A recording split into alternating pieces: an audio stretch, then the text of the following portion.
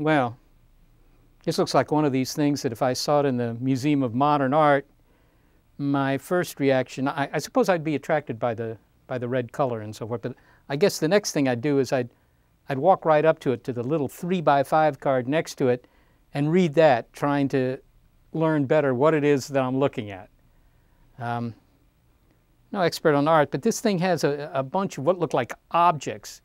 And my first thought here is that, gosh, it looks like the Burgess Shale, right? It looks like something from the Cambrian explosion. Here are very tiny critters, maybe only a few centimeters long, that are lying there in the mud, fossilized for 500 million years. Except that between all the fossilized critters are these strange symbols that, kind of look like Greek letters, and then again look like they might be alien symbols. Now the whole field is peppered with these symbols, right? But if you look at the next layer down, thanks to my infrared eyeballs, if you look at the next layer down, you see that there are a lot more of these symbols. It's as if there was a heavy rain of symbols yesterday, got covered over with mud, and now you have a very sparse number of symbols. But you can see these symbols here, right? I mean, there's the delta and the cross, and I don't know, it looks like a zeta or a 7 or something like that. There aren't too many of them. There aren't too many of them. Not on this layer, but doggone it, underneath there are a lot more. It looks like, doggone, the real treasure trove of symbols has been covered up and buried. We're going to have to dig to get to that stuff. The past was more interesting than the present, at least in terms of these symbols, because there were more of them. They must have come from somewhere. Where did these symbols come from? I mean, these shapes could be anything. They could be, I don't know, I'm seeing them as fossilized prehistoric creatures, but the symbols are the work of intelligence. These may not be, but they are. And somehow somebody was scattering these things as if they'd pulled them off the books from some alien language and threw them into the ocean, and then, they were covered up. These critters came along, they died there, and then a few more symbols rained down. What an interesting scenario, huh? I guess that's what I'm seeing. It's biology. To me, it's biology. And probably it isn't biology, but that's what it looks like. It looks like elementary biology. Another thing that is striking me now is that there's kind of a paucity of colors, right? It isn't that, I mean, after all, we can see lots of different colors. We have a pretty wide range, and yet the artist here has limited him or herself to just a couple of colors. Obviously, there's the red, there's the light green, a little bit of yellow. It's all at the long wavelength end of the spectrum. The yellow is kind of sparse, but there are these little splashes of yellow through it that I hadn't seen before, as if it were snowing yellow, raining yellow. Yeah, the fact that, and also the outlines, if you will, they're in this sort of black, kind of dripped on look, this black paint with a bit of three-dimensionality to it. This painting doesn't stay where it's supposed to be in the wall. It just comes out at you a little bit. It's intruding on my personal freedoms with that black paint. It's coming out of the wall. The more that I look at it, because the more I'm looking at it, the more I decide that it's interesting. It kind of grabs my attention. It's very balanced, too. There's no center of interest, right?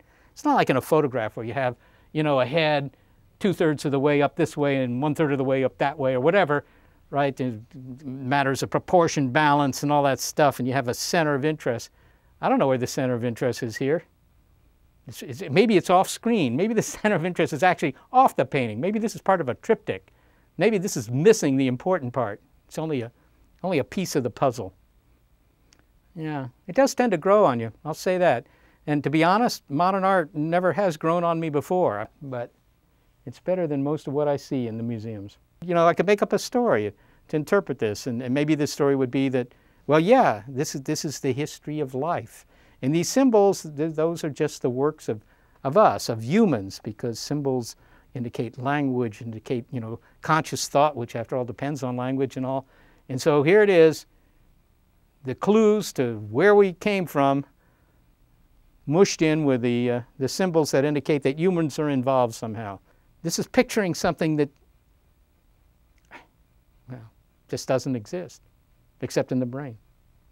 But then again, everything only exists in the brain in terms of visual imagery, right? This guy's brain is wired differently. Now, maybe this is a representation of what he sees through that door. And what he sees through that door, you know, is some sort of parallel universe. I don't know. It doesn't look astronomical to me. And being an astronomer, I tend to see astronomical representations in all imageries. And the fact that I don't see it here probably means it isn't astronomical. But it does look like something that's really small, been blown up. Really small and blown up. Not something that, this is not an aerial view of something, right? This is something that might be like that, and now it's like that.